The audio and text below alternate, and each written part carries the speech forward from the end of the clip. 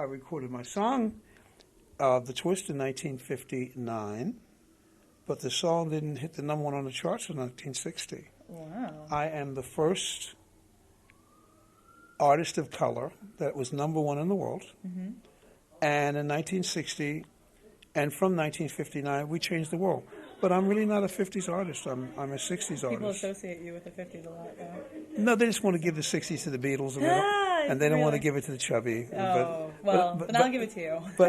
but the thing is that, you know, we're the only people on the planet that had 5 albums in the top 12 on the charts at the same time. Right. And we have 9 double-sided hit songs. Let's Twist Again was the first platinum ever given to anyone. Wow. And Let's Twist Again was the first rock and roll song that received a Grammy. Right. And what else did we do? We did a lot of stuff. We did a lot of, and The Twist is the only song to be number one twice. Wow. And again, in 2008, they awarded The Twist the biggest song of the last 50 years. Between 1958 and 2008, The Twist is the number one song. It was a very good feeling to know that we were doing something that the entire world was enjoying. We just didn't know that. You know, people, they look at me and they say, well, you know, it wasn't all that. But what the light bulb is to a building and what the telephone is to an office, the dance that we brought to the music business is that important. Because when you went out and started dancing, all you did was the boogie. That's what you did. And you were doing this, not knowing that it was the Pony by Chubby Checker. And everybody does it. They don't know that. And when they throw their hands in the air and wave them like they just don't care, they don't realize that they're doing the fly. They don't know that. You know, and the hucklebuck, the nasty dance, and the shake. We brought that to the music industry, and people are still doing those things to everybody's music. Dancing apart to the beat by way of The Twist was the biggest event in the music industry, and as we speak, it is still the biggest event in the music industry. And before we came here, wasn't here. Right. And that song became the number one song of all time, which solidifies everything that I was talking about. Right, definitely. Yeah, so it's very important for us. How does it make you feel that this music and your dance, the twist and the boogie, are still dances that people do today? I mean, upstairs there are people doing the twist right now to other songs that aren't even the twist. They're still doing it. They're still doing it. Well, this is what we brought to the music industry. Right. And giving me the biggest song of the last 50 years tells the truth. It's all there. Right. You know, dancing as we know it is as old as my career. Right. And it's incredible.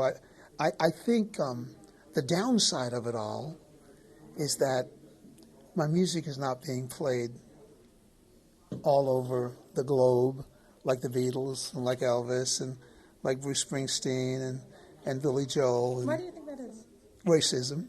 Really? That's all it is. Good old hello racism. That's all it is. And I don't think it's right, but that's really what it is. And I mean, I tell it the way it is, not the way I think it should be. Why aren't you playing Chubby Checker? You know, the guy that has 5 albums in the top 12, the owner, all these record-breaking events. I have a better batting average than most singers in the whole world, and just recently having the biggest song on the planet. Why aren't they playing it? Why am I not hearing it all over the radio? Do you think that has to do with the racism of that era? No, I don't think so at all. I don't hear Prince either. Mm-hmm. Don't hear him. Mm-hmm. And I know that Beyonce is getting her music played, but she's not getting much play as Britney. All right, tell me what that is. Hello? And why can't the rappers have concerts like the white kids have concerts? The rappers are not having concerts, but Eminem can have a concert, but the other guys can't have concerts because they take the insurance policy and raise it so high that these kids can't make money. Or what do you call that? I mean, you can't sit here and just act like it's not happening, because it is. And I'm a victim of it. My music needs to be played. Why aren't you playing my music? 50s got nothing to do with I'm not a 50s artist. I'm a 60s artist. I'm the king of the 60s. Or maybe next to the Beatles, I'm the second king of the 60s. But the point I'm making here is my music's not being played. And I think radio made a proclamation a couple of years ago, said we're not playing anything pro-Beatles. I heard that. Well, if that's happening, the big era for the black people in rock and roll started in 1950 to 1964.